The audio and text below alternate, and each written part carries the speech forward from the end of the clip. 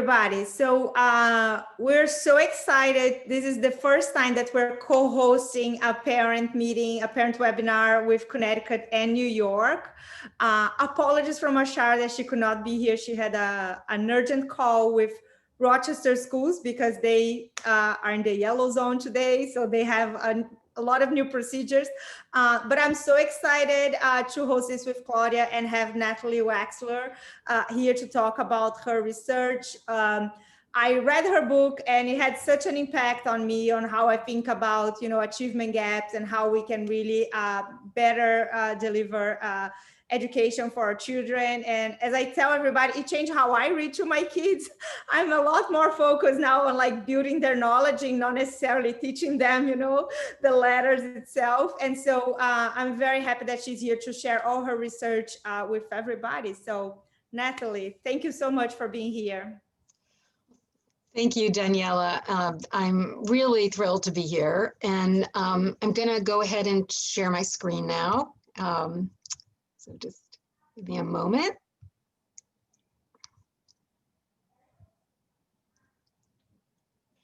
Great. Okay. So I thought I would start by talking about how I came to write this book called The Knowledge Gap. And, I'll get into what the knowledge gap means. But first, just to say, I was writing about education as a journalist, and I got very interested in what's known as the achievement gap, this gap in test scores, kids at the top and bottom of the socioeconomic spectrum, basically.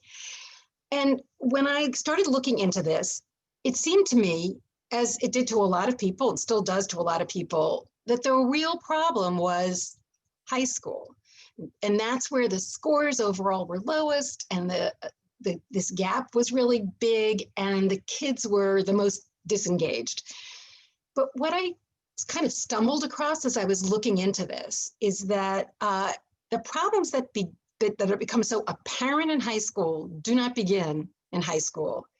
And what I had been told was the bright spot in education, elementary school, is really where a lot of the problems that we see in high school have their roots. So what do I mean by that? Well, I'm mostly talking about how we teach reading. And of course, we spend a lot of time on reading in elementary schools, and for, obvious reasons, it's important. But there are two basic aspects to reading. There's decoding, which means like reading words, figuring out how to sound out words. And that should be taught as a set of what are called foundational skills. So there's phonemic awareness, which is learning to hear the individual sounds in words. And then there's phonics, which is connecting those sounds to letters that represent them. And there's fluency, which is being able to read at an appropriate pace with appropriate expression. And we have a lot of problems in many schools in this country with the way we teach decoding. It doesn't really line up with what science has found to be the best way to teach decoding. But I'm not going to talk about that. I'm going to talk about the other aspect of reading, which is comprehension. And I would argue that the problems with the way we teach comprehension are even more widespread than the problems with the way we teach decoding, and they are better hidden. And of course, you need both of these things to be a good reader. You need to be able to read the words, and you need to be able to understand what they mean. So let's take a look at the standard approach to teaching reading comprehension in this country. It's taught as a set of comprehension skills and strategies. And I'm not going to go into the distinction between skills and strategies because most educators use those words interchangeably. There's really not that much difference. So there are a whole bunch of these, and you may have heard about some of these things. So identifying the main idea and details, and determining the author's purpose, or making inferences. And there will often be a skill of the week. The teacher will demonstrate this skill. She or he will use a book or a text, not for what it's about, but for how well it seems to lend itself to modeling the skill of comparing and contrasting, or whatever the skill of the week is. Then the other half of this approach is that students go off to read books or texts at their, what's determined to be their individual reading levels. So they get tested periodically, and their reading level could be years below their grade level. So they could be told you're a level L, that's a second grade level, but maybe they're in fourth or fifth grade or even higher. And then they go off to practice their skills on books that are at their individual reading level. So they'll go to if they're a level D, they'll go to the level D basket. They won't be allowed to read from the E or the F because that's going to be considered too hard for them. And the theory is that if they just practice these skills and they get really good at something like finding the main idea, that they will become better readers. They'll move up that ladder of text complexity, and they'll be able to apply that skill of finding the main idea to whatever is put in front of them. Maybe it's a passage on the end of the year reading test, or maybe it'll be a text down the road in high school. But if they're good at finding the main idea, that's what they'll be able to do, find the main idea. So let's test out this theory quickly. I'm going to show you a paragraph. It's just from a newspaper, and I'm going to just ask you to find the main idea. So here goes. Much depended on the two overnight batsmen, but this duo perished either side of lunch, the latter a little unfortunate to be adjudged leg before, and with Andrew Simons too being shown the dreaded finger off an inside edge, the inevitable beckoned bar the pyrotechnics of Michael Clarke on the ninth wicket. Now, if you're like me, you're probably having some trouble finding the main idea here, and you may be wondering what this is trying to tell you. It's not that you can't decode the words, and it's not that you don't know the meanings of these individual words. You know what leg and you know what before means, but what does it mean to be adjudged leg before? So what I didn't tell you is that this paragraph was taken from a British newspaper. And if you were a cricket fan, you would have no trouble understanding this probably because it's describing a cricket match. But if you don't know anything about cricket, it's pretty hard to figure out what this is trying to tell you. So this is something that cognitive psychologists, people who study the thinking process, they've known about this for a long time, and they've studied reading comprehension. Back in the 1980s, there was a study that's now referred to as the baseball study. And what those researchers wanted to figure out is what's really more important in comprehension. Is it general skill, reading comprehension skill, or is it how much you know about the topic you're reading about? And they chose the topic of baseball. They divided 7th and 8th graders into 4 groups, depending on how well they had scored on a standardized reading test and how much they knew about baseball.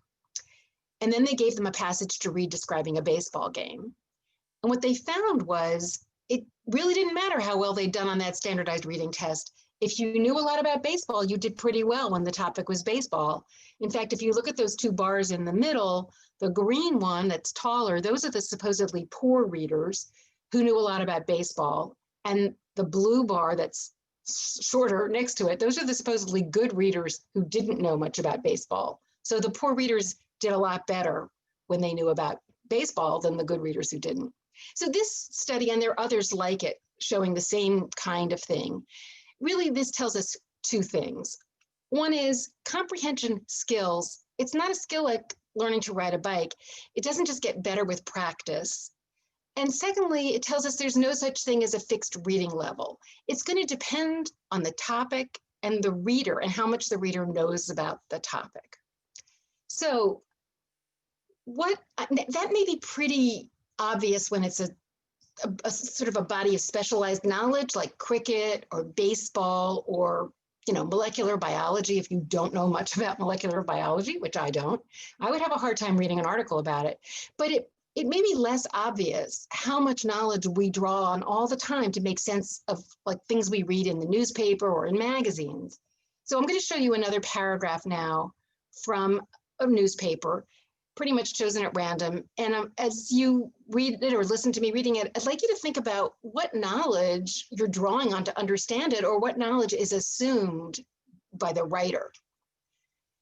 2 appeals by the president in his private capacity and represented by private lawyers have reached the Supreme Court in the past week. 1, Trump v. Vance, is a formal appeal from a ruling by the Federal Appeals Court in New York, upholding the validity of a grand jury subpoena obtained by the Manhattan District Attorney, Cyrus Vance, and served on the president's accountants for his personal and business tax records. So, I mean, there's some complicated vocabulary here, but mostly what this is assuming when I look through it is some knowledge of the American legal system. I mean, you need to know what an appeal is, what a federal appeals court is, what a grand jury is, what a subpoena is, what a district attorney is. And this isn't written for people who've been to law school. This is written just for the general public. It's just assumed you'll know something about these things. You don't need to know a lot about a subpoena, but you kind of have to know what it is, or you're going to be kind of lost if you don't know a certain number of these words. So this is something that is true of all writing. Writers make assumptions about what the reader is going to know, because it would be very tedious if they explained every term they used. And if you happen to have that knowledge and you can understand most of those words, then you're fine. But if you don't, you're pretty much out of luck. So why does prior knowledge help with comprehension? Well, it has to do with what scientists call working memory, which is kind of like short-term memory, kind of like consciousness. The important things to know about working memory are that it can only hold a few things, and it can only hold them for a limited period of time, like a few seconds. And so the more you're juggling in working memory, the harder it is to just think about meaning, among other things. But if you have things like the word subpoena or grand jury stored in your long-term memory, then you can just withdraw those things from your long-term memory, which can hold a lot. It's almost infinite long-term memory. And if you can withdraw things from your long-term memory, they don't take up space, that limited space in working memory, and the more brain power you have for things like comprehension. So that's basically why it works. But what does this have to do with testing? Well, the passages on standardized reading tests, like any writing, make certain assumptions about what kids are going to know. And they're not tied to anything kids might have learned in school. They're designed not to be, because the idea is we're not testing their knowledge. We're testing their general reading comprehension ability or skill. But of course, if you don't have enough knowledge and vocabulary to understand the passage, you don't get a chance to demonstrate your skill. And, it can be hard. One of the things that's not so obvious is how much knowledge and vocabulary some kids are missing about the world. So to give you an example of what this might look like, I'm going to show you now a passage. This was on the third grade PARCC test a few years ago. It's a released item. So this is just a paragraph from one of the test passages. In one of the most remote places in the world, the Canadian Arctic, a people have survived over 1,000 years. They are the Inuit. For the Inuit, the Arctic is a place teeming with life. Depending on how far north they live, the Inuit find everything from caribou herds and polar bears to beluga whales. Now that might look pretty straightforward to us as adults, but here's that same paragraph without the words and phrases that a lot of kids in third grade won't know. And when you're missing that much information, this becomes as hard to understand as that paragraph about cricket was. It's just, what does this mean? Now, obviously, some third graders will know those words and phrases. They tend to be the third graders who've been able to pick up that kind of information at home. And those tend to be the third graders with more highly educated parents who might use that kind of vocabulary, or maybe they've taken them to Alaska and they know about what caribou and polar bears are. For the other kids, they really depend on school to learn that kind of thing. And unfortunately, in our current system, those kids are the least likely to get that kind of information from school. Well, why is that? Well, the elementary curriculum has always been dominated by reading and math, but over the last 20 years, as reading and math tests have become so important, they've really taken it over almost completely in some schools. And social studies and the arts have usually been the first to go, and science to a lesser extent.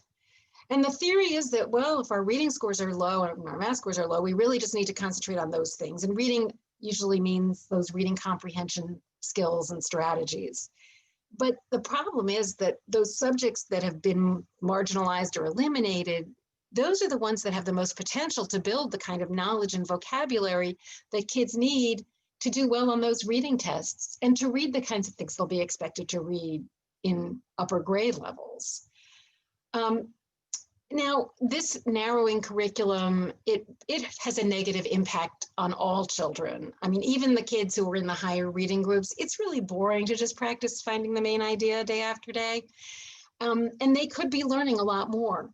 But the impact of this system really falls hardest on certain groups of kids.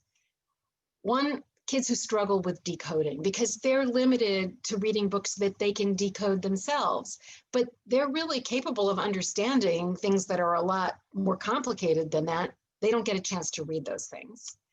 Another group is the kids who haven't had the opportunity to acquire much academic knowledge and vocabulary outside of school.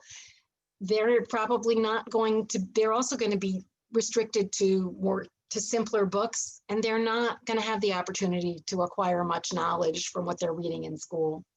And then the third group, and there are many of these kids, are the kids who fall into both categories.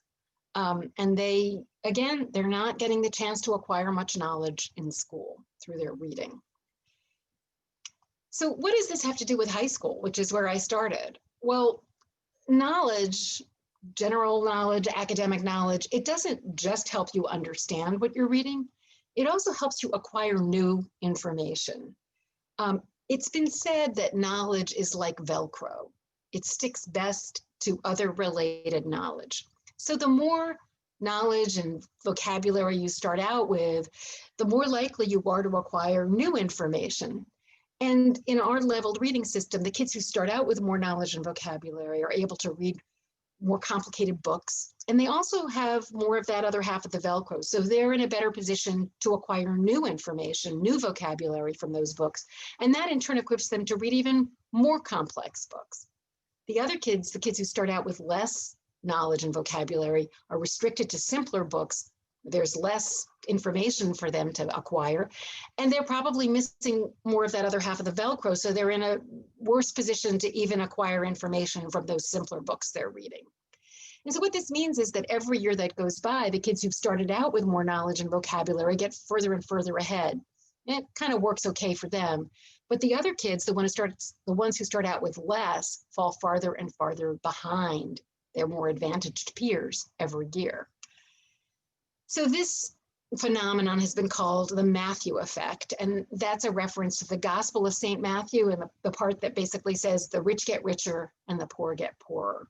And so every year that goes by, that gap between the good readers and the poor readers gets bigger and harder to close, harder to narrow. By the time kids get to high school, it can be quite wide. And the problem is, at lower grade levels, it can look like that skills and strategies approach to reading comprehension is working. It can look like kids are getting better at finding the main idea, but that's usually because what they're reading doesn't assume very much background knowledge. When they get to higher grade levels where more background knowledge is assumed, that's when they can really start to struggle. And then there's another gap that shows up at high school, and that's the difference between what we assume high school students know and what many do know.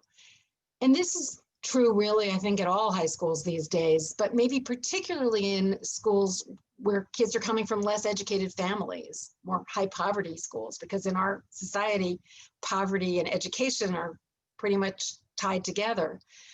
And I've talked to teachers at high poverty high schools, and they've told me they have had kids at all levels of ability. But they've also told me it's not uncommon to get kids in high school who don't know some very basic things about the world, like the difference between a city and a state, or a country and a continent.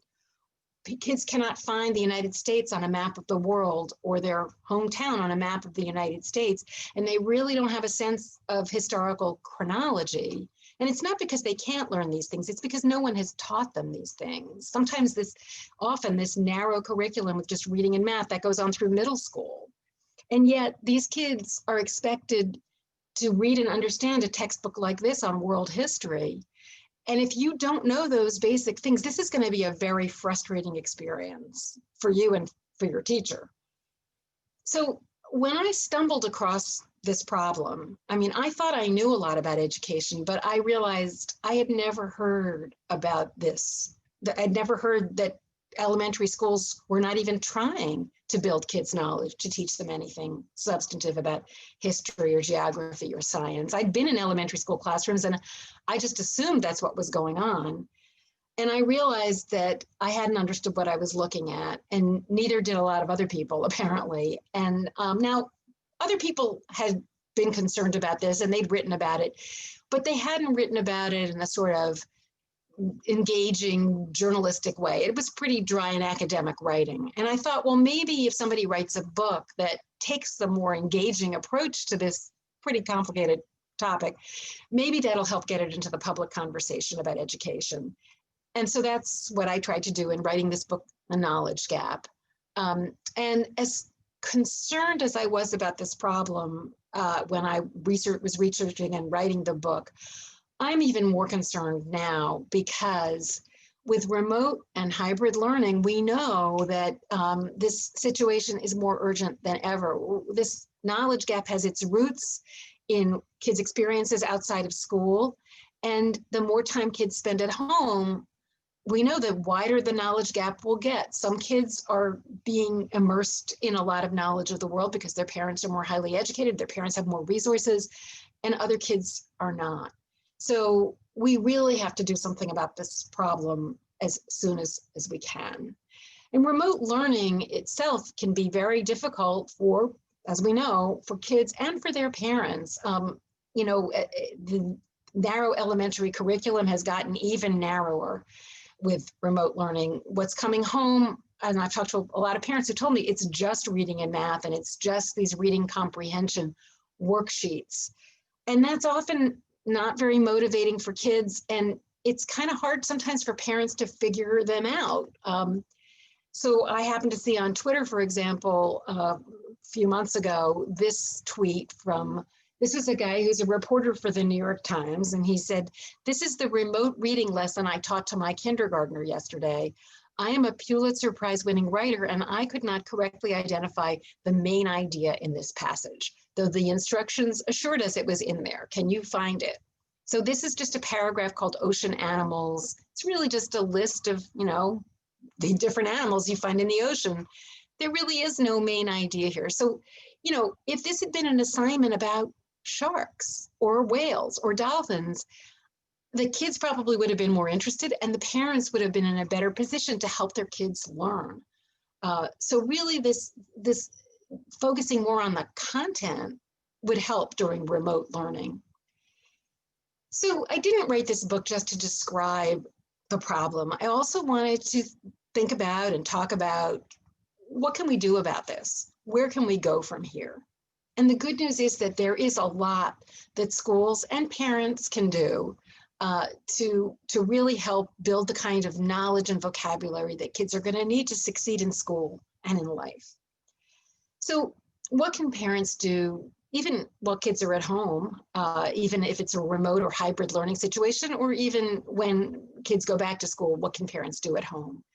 Well, there's some things that are pretty simple. One is when kids are watching videos, turn on the captions.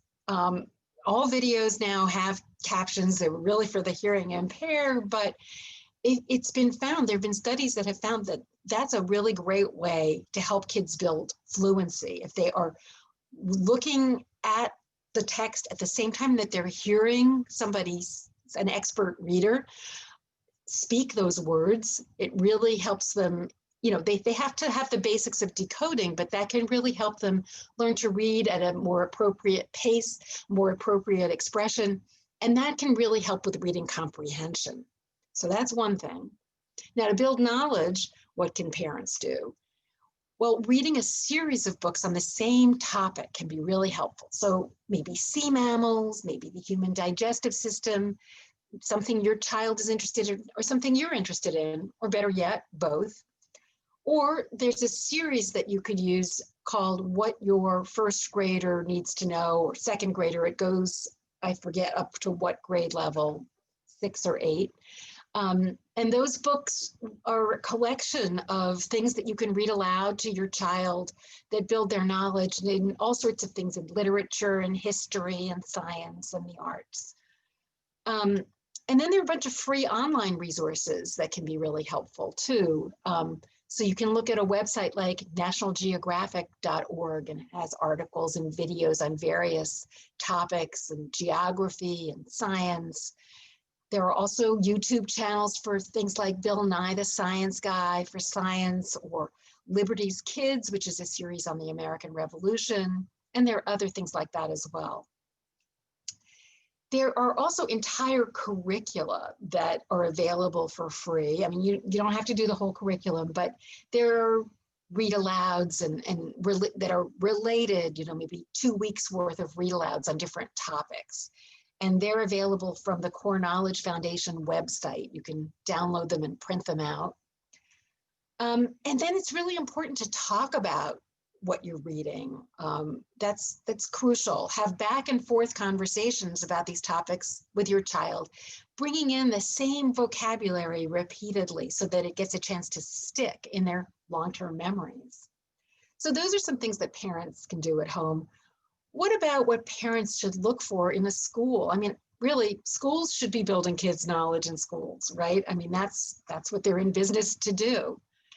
So here's some things that you should look for to make sure that the school is building the kinds of knowledge and skills your child is going to need.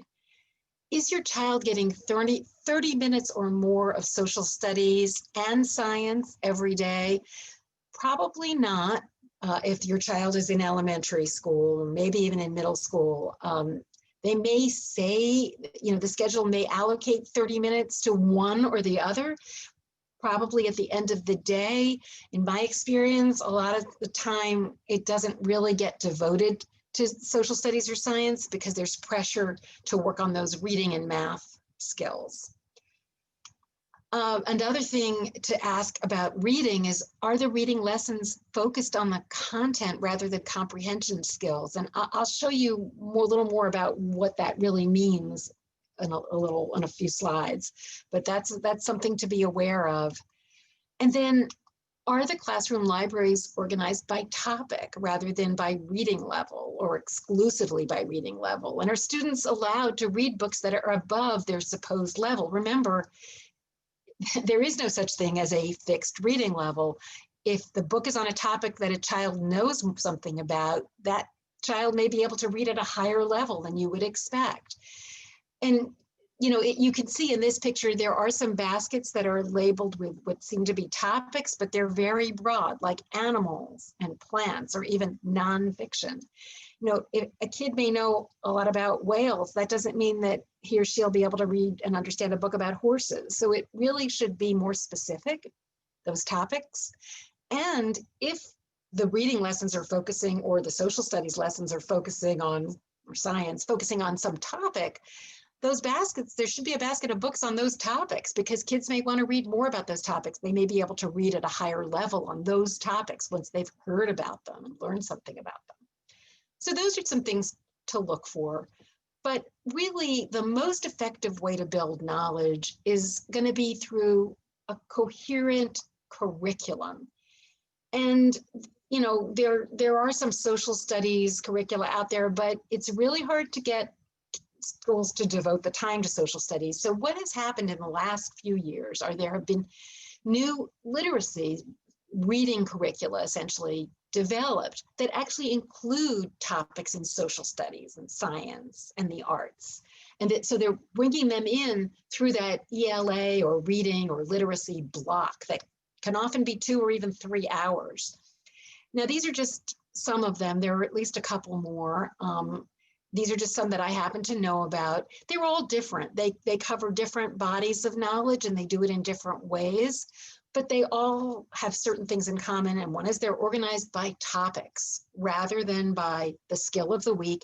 And they spend at least a couple of weeks on a topic to give kids a chance to really learn about something in enough depth and hearing the same things repeatedly that it's going to stick. It'll get into their long-term memories.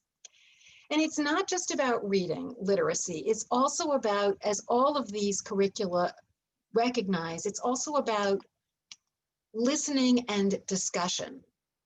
So all of those curricula have teachers reading aloud to the whole class from books that they couldn't read themselves, that are too complicated for them to read themselves, especially in the younger grades.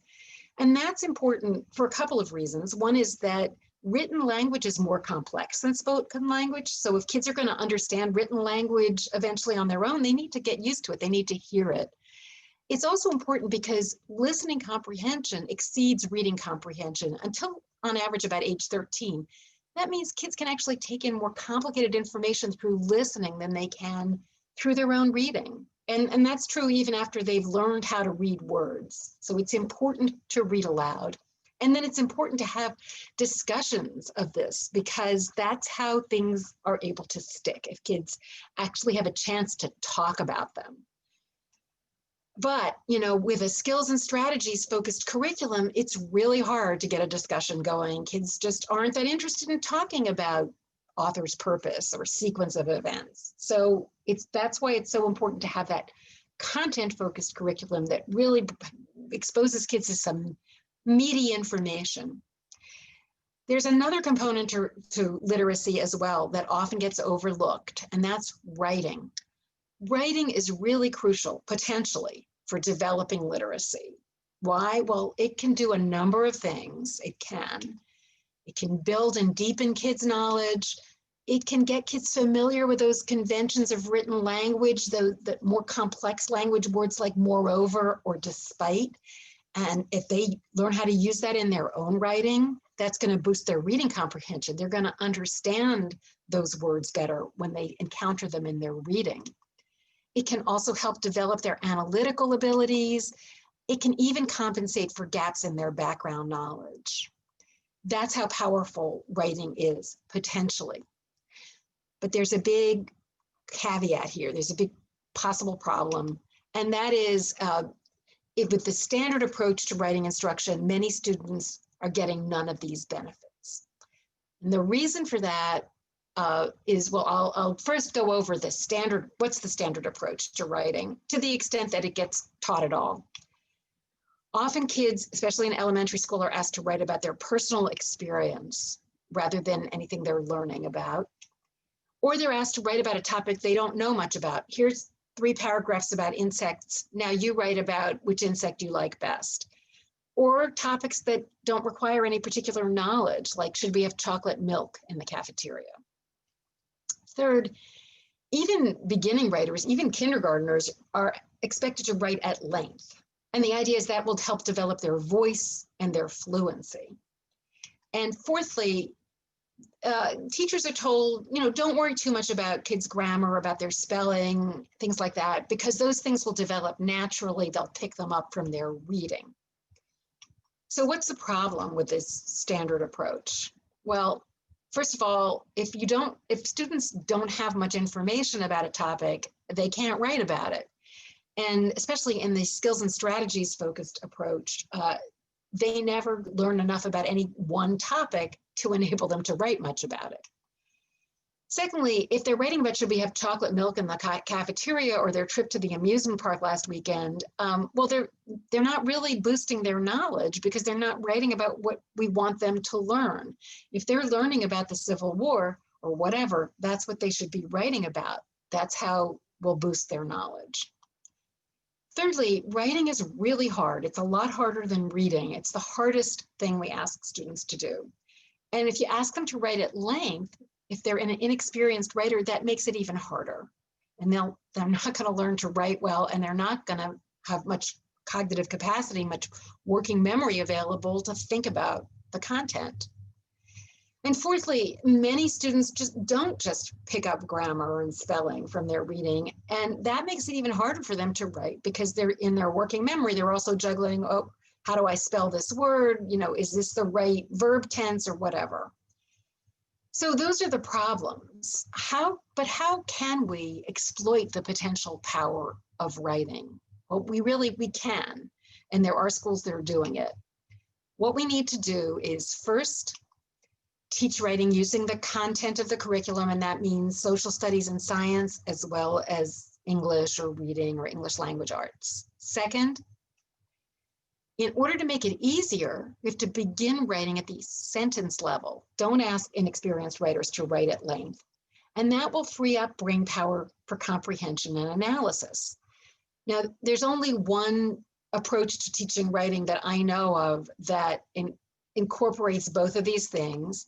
And it's explained in a book called The Writing Revolution, which I co-authored with a veteran educator named Judith Hockman, and she really came up with the method. I just helped write the book. So I don't have time to go into what this method is really all about, but I'll just give you a very quick example of one of the sentence level activities that's part of this method and is explained in the book. And it's called Because, But, and So. And as I mentioned, this writing method is designed to be used in any subject matter. And let's say it's a social studies class or a history class, and the subject is the Civil War, the presidency of Abraham Lincoln. So you can give, or the teacher can give students 3 different beginnings of a sentence stems, and they have to finish them with these 3 different conjunctions. So it might be Abraham Lincoln was a great president because, but, and so. Now, each of these requires the student to think about what they've learned in a different way and put the answer in their own words. Both of those things are huge boosts to understanding and retaining information. So there are different ways that students could finish each of these, but I'll just give you 3 examples. Abraham Lincoln was a great president because he kept the North united during the Civil War, but many Americans didn't like him while he was alive. So more books have been written about him than any other American leader. So that gives you a sense of what this writing method can do. And it really can be extremely powerful. But, you know, I told you I wanted to give you some concrete examples of what these different approaches looked like to teaching reading comprehension. And one of the things I did for the book was I followed a couple of different early elementary classrooms through a school year. One using the standard approach focusing on comprehension skills and strategies, the other using one of these new curricula that actually focused on content and on building students' knowledge. And I wish I could show you videos of these 2 classrooms because they were so different. I mean, they were different in some ways, like one was a 1st grade classroom, one was a 2nd grade classroom. They were not identical, but in a lot of ways they were very similar. All of the kids in these classrooms came from low-income families. They all were students of color, and the teachers in both of these classrooms were really dedicated, smart, hardworking teachers. But the classrooms were like night and day, and the reason really was what was being taught. It was the curriculum. So in the skills-focused classroom, I can't show you videos, but I can show you posters or a poster. But all the posters in that classroom were about skills, like this one about main idea and details, or there was one about sequence of events.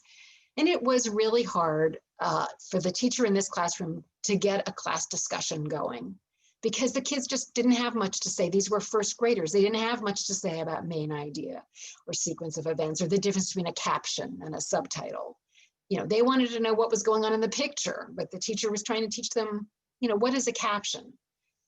In the content-focused classroom, the walls were covered, and the windows too, with posters like this. This one happens to be from when they were studying Greek myths. This was a 2nd grade classroom. And this is about the myth of Daedalus and Icarus. And in this classroom, the kids had amazing discussions. They were so much more interested in what the teacher was trying to teach, and they were learning so much more. I'll just point out a couple of things about this poster. And one is the vocabulary that they were learning.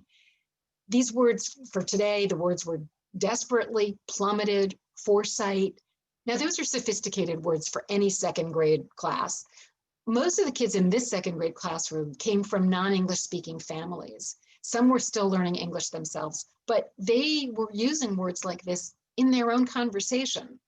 I heard them because they were hearing these words repeatedly in an engaging context, And they were using them in class discussion. That really helped them stick. And those words will serve them very well in high school and beyond. Secondly, I'd like to point out that there are things on this poster that might look like the teacher is teaching skills. So it says predict. What is Daedalus's plan? It says cause and effect. These boxes say cause and effect. And those could be taught as skills, the skill of making predictions, the skill of determining cause and effect. But the teacher was not trying to teach those skills. She was bringing those things in to help the students really think about the content. And that's when that works. When you put the content in the foreground and you ask questions that require them to think in that way, the kids naturally develop those skills. So I do want to talk for a minute about why teaching has gotten so disconnected from what science has found out about how kids learn. This thing about reading comprehension skills and strategies, it's really not supported by what scientists have found. It's complicated as to why this has happened, but I want to be clear, it's not the fault of individual teachers.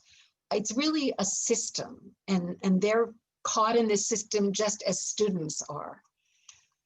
So the roots of the problem lie in things like how teachers are trained. They're not taught about things like the baseball study in their training. They're taught that the way to teach, they're trained as prospective teachers, that the way to teach comprehension is through these skills and strategies. And then the curriculum and instructional materials they're expected to use in most places, they are still focused on comprehension skills and strategies. There are more and more districts adopting those new content-focused curricula, but they're still a small minority. And then principals and administrators may come around and expect them to be teaching those skills. They want to see that skill of the week on the board. So the teachers really don't have the freedom to do it a different way. And then, of course, we have these tests that appear to be measuring things like how good are you at finding the main idea, or how good are you at making inferences? And so teachers naturally feel that that's what they need to teach. And also individual teachers are limited in what they have the power to change. Even if they recognize the problem with the approach they're using, they don't have control over what happens the year before, the following year, and building knowledge is a gradual process that happens not just during one grade level, but it builds across grade levels. So it's really not something that teachers can control all that well. So what can parents do if they see that their school's curriculum is lacking? And maybe your school is one of the ones that's actually starting to do things differently, in which case, that's great, you're really lucky.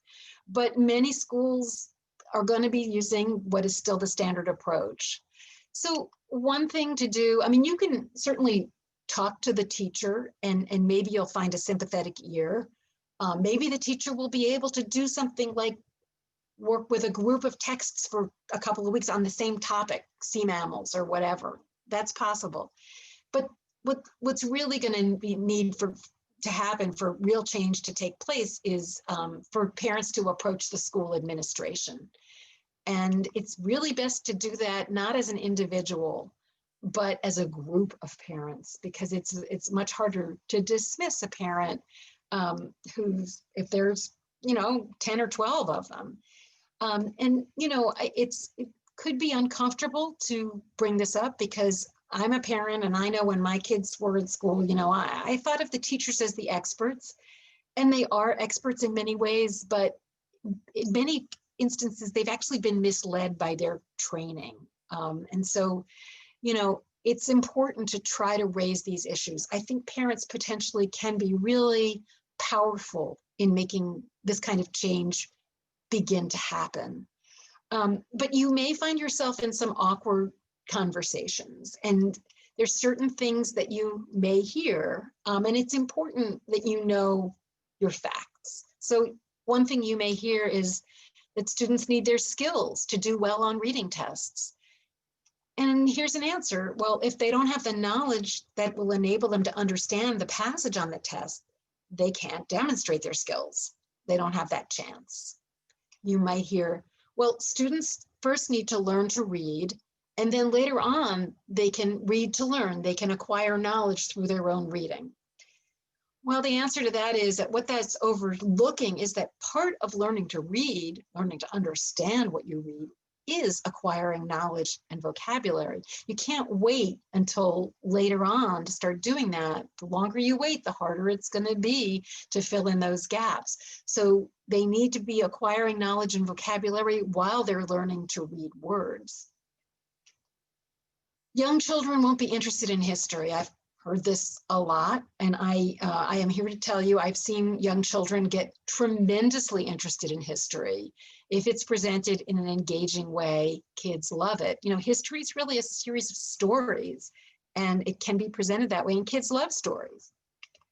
And then you'll often hear, I've certainly heard, that young children aren't developmentally ready to learn history. It's too difficult, too abstract, too remote from their experience. That's a widespread belief, but there is no evidence to support that. If it's history, again, if it's presented in an engaging way, they really can love it. And kids get interested in all sorts of things that are abstract or remote from their own experience. You know, dinosaurs, that's not part of their own experience, but a lot of kids are interested in them. So that's what I'm going to end with. I just want to end with one anecdote that I heard while I was researching the book.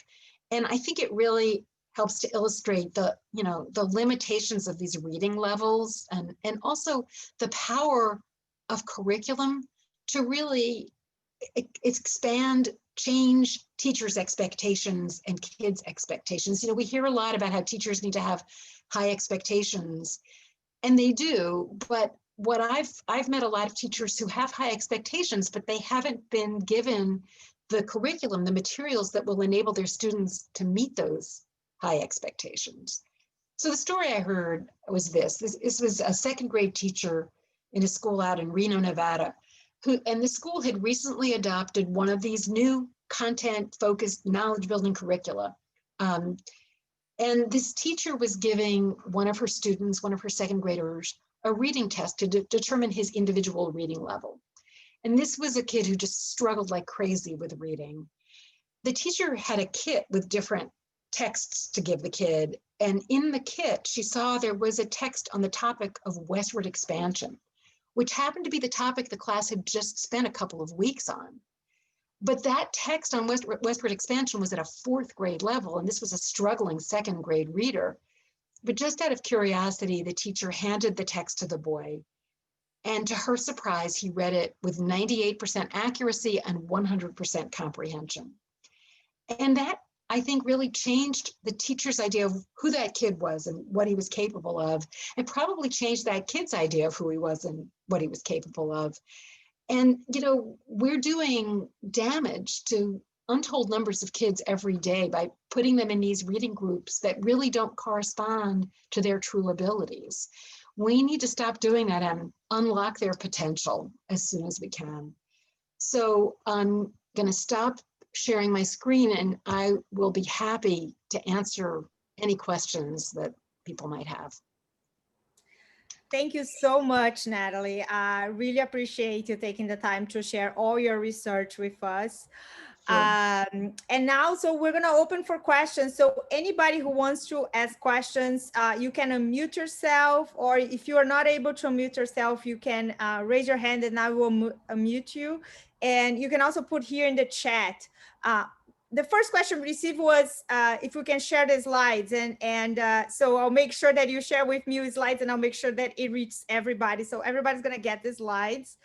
And then any other questions that people have, please unmute yourself or raise your hand, and we'll start a conversation.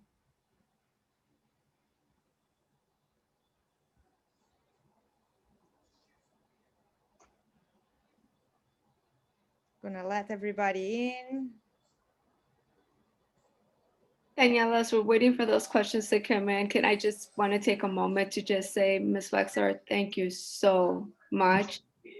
Thinking of myself as a parent as well, with a child that had very big challenges in school, who is now in his first year of college. I wish I had this information So thank you, because I have my nieces, my nephews, and many families that we work with that are going to benefit tremendously from the work that you've done. Thank you. Oh, well, thank you for those kind words. And I mean, you know, my goal is to get this message out as widely as possible. And thank you for helping me do that and helping me reach a bunch of parents here tonight.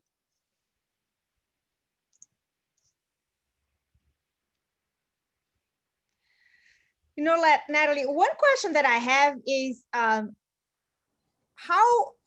have you seen and how do you recommend parents should talk to the school? Since I read your book, I've been planning to talk to my kids' school, but as you said, you know, it's so hard to talk to somebody who, I mean, first of all, it's a high performing school, right? It's not a school that, and they have some of this beauty knowledge, they have science, they have Latin, but it's so hard for you, like you're not an expert. I've never been a teacher, you know, and going and telling an administrator like what you have been doing here.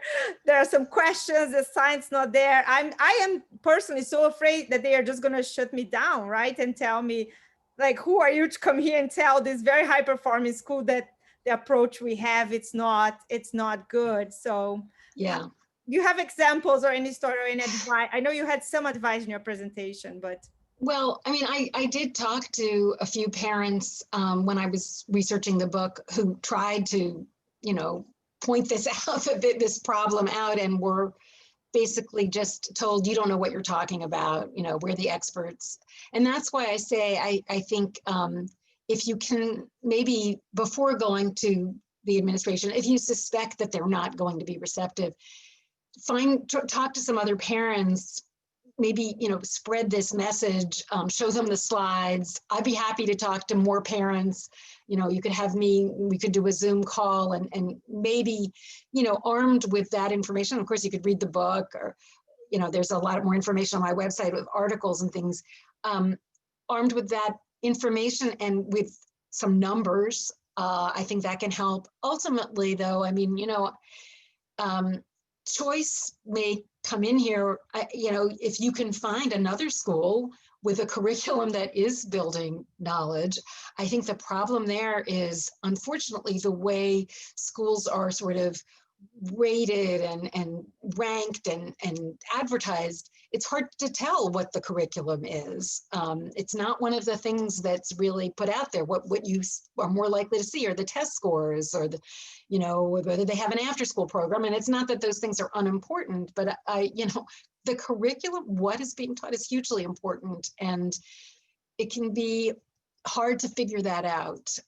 So I'd say, you know, if you hear about another school through word of mouth, or you can visit some schools, I know it's time consuming, but look for those things that I was talking about. Maybe, you know, ultimately, maybe you have to vote with your feet. Does anybody have any other questions? I do.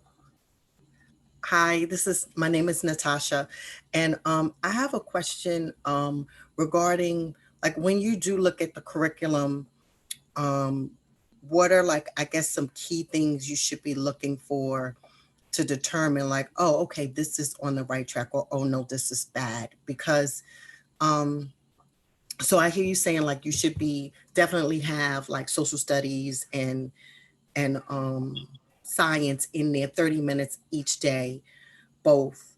Then you should also be talking about, I guess, in the reading, it's like, I guess, how sometimes curriculums are so broad that you don't know like exactly what books they're reading, because and two, they do put you in different groups. Okay, this group reads this, and in every group, you know, you get different books. So I guess, what are pointed questions to ask to pull out those key things that you need to, like, say, okay, that's a red flag, or that sounds great? Yeah, that's a good question. And I mean, I know this can be kind of like, where do I begin to figure this out? And so at the elementary level, schools generally, they may have what's called a basal reader, which is like a reading textbook. And if you can find out what it is and take a look at that reading textbook, I can pretty much guarantee you that if they're using a basal reader like Journeys or Wonders, or, you know, there are a bunch of them, that's focused on comprehension skills. There's going to be a skill of the week, and the readings are going to be on, you know, disjointed. They're not going to go deeply enough into any particular topic that kids are really going to learn anything about it. There's not much information there. And then other schools, maybe half or so, they don't use a basal reader, but the teachers may be coming up with this more or less, but they'll still have a skill of the week, and they'll still be putting kids in. Need to mute that. Okay. We'll be all reading different books, which is a problem because it's like tracking, really, with these reading groups. And we denounce tracking at the high school level, but we completely accept it at the elementary level, and it leads to tracking at the high school level. If some kids are reading simpler books routinely than others, you know, and they don't get a chance to have access to the same content, the same information that other kids are getting, then that's a big problem. Of course, kids are going to need to have some time to read books that they can read on their own, that are easy for them. But that shouldn't be the main focus of the curriculum, because that's not going to work. What to look for is basically our teachers reading aloud to the whole group about real content, and are the questions about the content rather than, okay, can you tell me the sequence of events, or can you tell me what the author's purpose was, or can you tell me about this text structure and how it helps us understand? No, if you're reading a book about whales, questions should be about whales, like, oh, so tell me, how do whales breathe? Is that different? You know, last week we read about sharks. How are whales different from sharks? Those are the kinds of questions that teachers should be asking, not let's practice comparing and contrasting. Okay, so make a diagram of whales and sharks, because, you know, it's making kids jump through these hoops, and they probably haven't learned very much about whales and sharks because the focus is on the skill of comparing and contrasting. So they can't really do it. I mean, I've been in classrooms where they're comparing and contrasting dogs and cats or whatever. That doesn't really help them learn. Just a quick thought as I'm listening to you, and this is so fascinating to me, because we might face the challenge that certain schools would not be willing to listen, which is Daniela's point, to a parent who comes in and wants to bring in these ideas and have them to really, like, actually sit down and have a discussion with you and possibly even implement them. Any plans possibly putting together some type of app, software, anything that, you know, parents could at some point, you know, access, purchase, so that, you know, if they're not doing it at school, we would still have access to share this with our kids and kind of change their world. Yeah.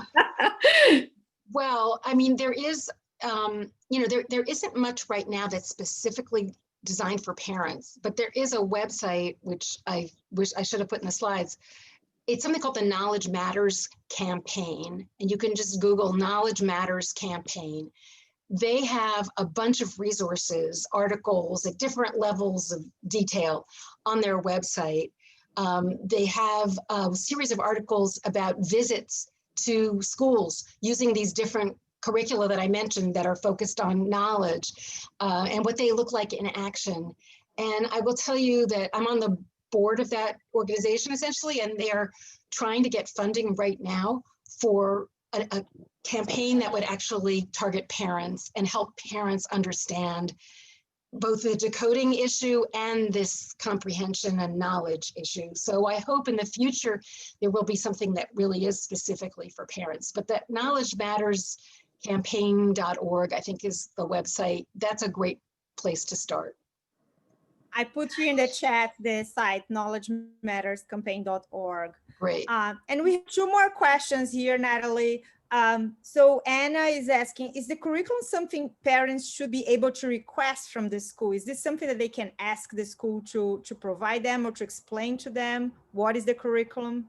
Absolutely. I mean, I think that is, knowing what I know now, you know, when my kids went to school, did I ask? No, but I would now. And it's not, it shouldn't be anything secret or confidential. I mean, parents are, of course, within their rights to want to know what the curriculum is. Now, it may be, it may be complicated because, as I mentioned, in some schools, it's really up to the teachers to just sort of, there really isn't much of a curriculum. Then, this is one of the problems in our system, is there's tremendous variation between classrooms because teachers basically get to decide. And so the kids may get the same thing. They may be reading Charlotte's Web, 3 times and things like that. But it's certainly, I think it is essential to ask that question. And yes, you're entitled to an answer. One other question here that we got in the Q&A, Shataria, I'm sorry if I'm mispronouncing your name. No, you said it good. Do you want to ask a question?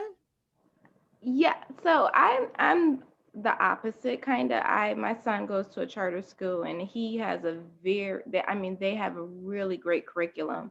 He gets an hour of history, science, math, and it's not the traditional, it is content because we're online with our kids. So obviously we can see more what our child does, they're just amazing. So my thing is, he's in 7th grade, so he's a bit older now.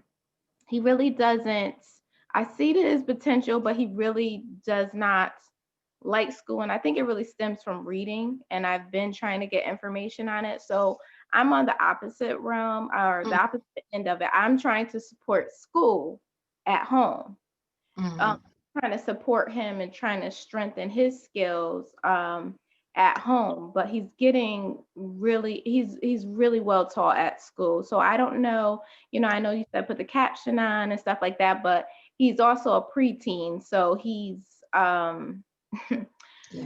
personality is changing and things like that. So it's not as easy or clever to suggest hey, let's watch this documentary. So I was just trying to see if you had any suggestions on that.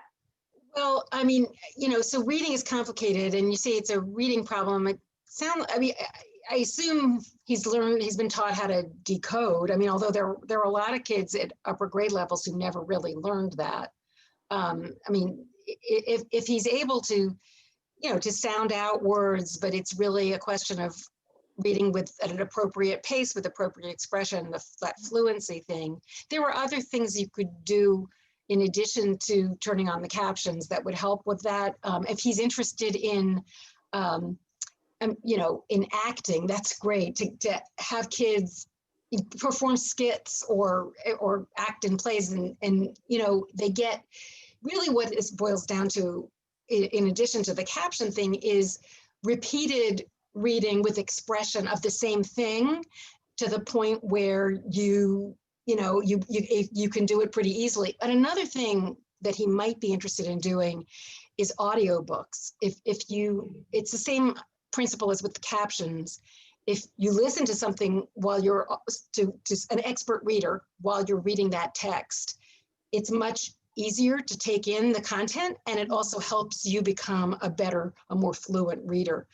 And then there are other things which a preteen or teenage boy may not be interested in, reciting poetry or learning, song lyrics even. But I would say, if you could get him to either do some acting, or if you could get him interested in listening to an audiobook while following along, those things might really help. So audiobook is fine if they follow along. Yeah, I mean, even if they don't follow along, audiobooks can be really great for just expanding their knowledge, but specifically to help with fluency, following along is important. Okay, thank you. Sure. We had one more parent who had a question here. Yeah. Go ahead, Sorry Stephanie. about that. My question is just how to navigate with a school where it's just very hard. I have a very similar story to, I forgot her name, that just spoke about her son. where it's just a little difficult to have my son difficulties having my son uh, pay attention. I don't know how to say that more than just that. And having to teach my teachers to attend to his needs and kind of just really understand. Um, it's hard online learning. It's hard to um, really say, hey, you guys are going a little too slow for my son right now. Mm, And this is a meltdown that's happening because of the fluidity of the classroom. And mm, I need things to pep up. Or, hey, he's suffering because of how um, some of the things that are going on in the classroom is just um, irritating to him. And I know it's quarantine, and I know that teachers are doing their absolute best. And I guess my question to you is just how do I, as a parent trying to navigate during these times, be the best advocate for my son, and not let him fall through the cracks, because education does come first. And I don't want his education to slide while everyone's still trying to get on their feet. yeah. Um, Yeah. And how old is he? he is 6, Oh, but as they continue to assess him, he keeps exceeding his grade level. So yeah. it's kind of Well, difficult at this yeah. point. Well, my heart goes out to you. And I think this remote learning situation is difficult in different ways for just about everybody. But I did talk to maybe 10 parents around the country who were coping with, basically their kids not being motivated to do the work that they were supposed to do during remote learning. And they all found, like things online, like some of those resources I mentioned. And, they basically, said to their kids, you just kind of have to get through what the teacher wants you to do. But here's some other stuff you can do that's maybe more interesting. And they all told me that the kids, even though the stuff they found online, Bill Nye the Science Guy or National Geographic or other Yeah. resources, even though the kids did not have to do that, they really wanted to do that because it was so interesting. And so I think that, it would be nice if what was coming home from school and what your son really was supposed to do for school would engage him like that. But, I think there's a limit to what you can do right now to make that happen. But there's a lot you could do to supplement it or maybe even substitute for it that would both engage him more and also be good for him, that would build his knowledge and vocabulary, that things he'll need in years to come. So that's the best I can offer. And I just hope this situation changes as soon as possible. Me too. Yeah, and I've been doing some of those things, especially Bill Nye. I Oh, love Bill great. Nye. I'm such Yeah. a science head. So yes. Well, Thank keep you. doing that. Thank you so much. Sure. Great. Do we have one more question? We have time for one more question. I know we're already running past time. So thank you, Natalie, for staying a little later. Sure. Nikun, I think you wanted to ask a question.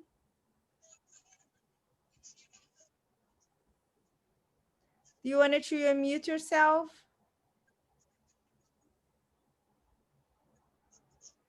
No? Okay. Does anybody else have any questions?